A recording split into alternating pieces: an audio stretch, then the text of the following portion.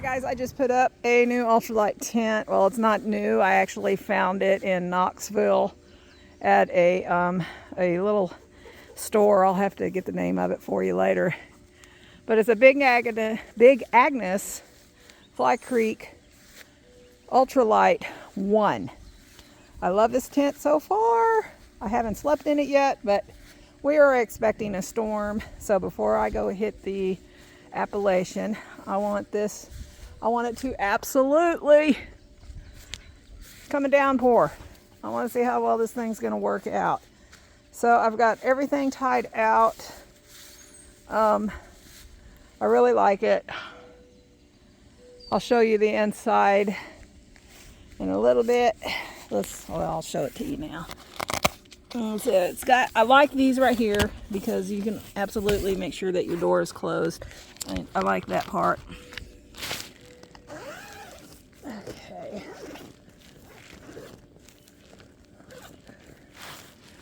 So as you can see,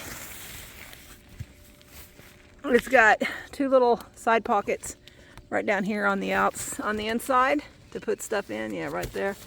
It's got one little place right there you can hang a lantern. I'm not really sure if it's because that end is in a hole. The only thing is where it kind of gathers up right down there. But I figured once I put I always sleep on a 25 by 72, I think, size pad.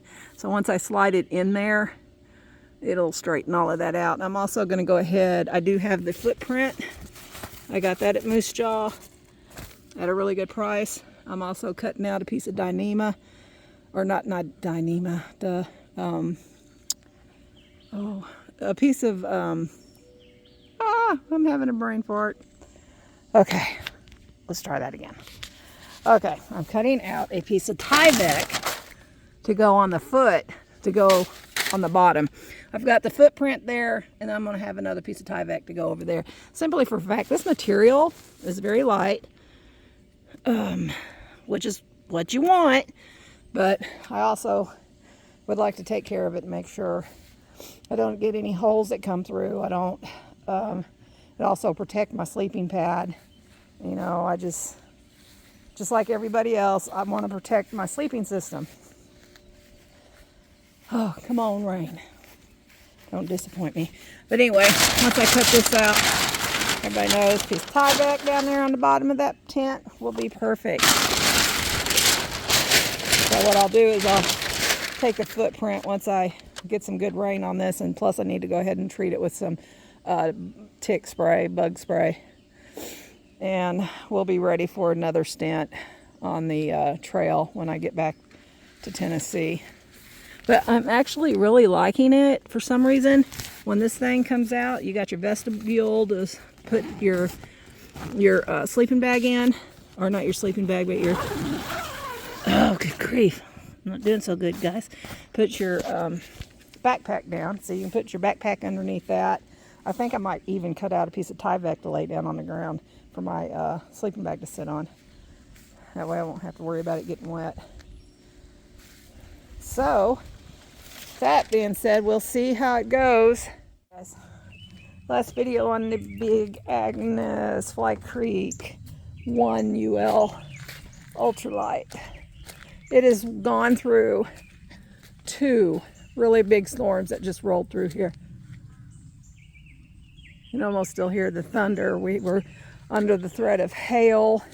Winds picked up. My tent is still standing. Everything is still in its place.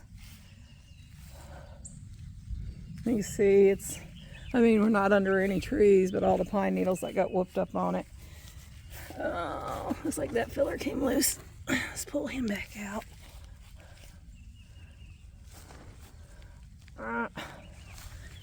Come on now.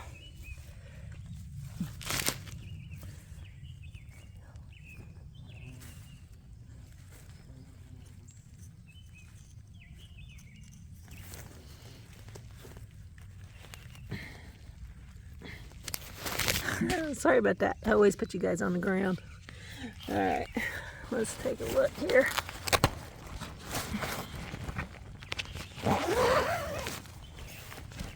Sorry about the camera. I'm the only one that's working this.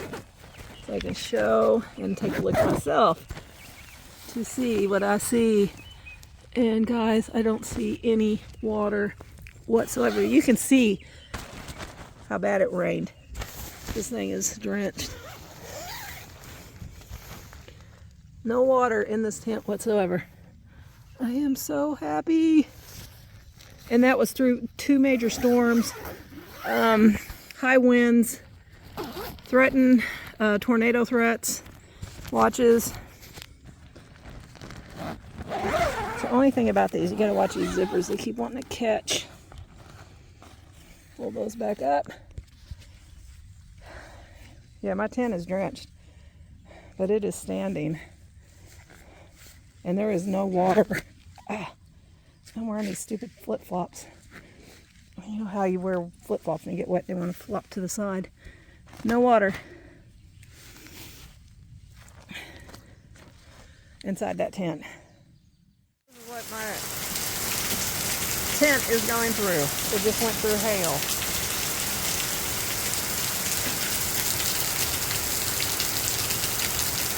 Still standing. Thank goodness.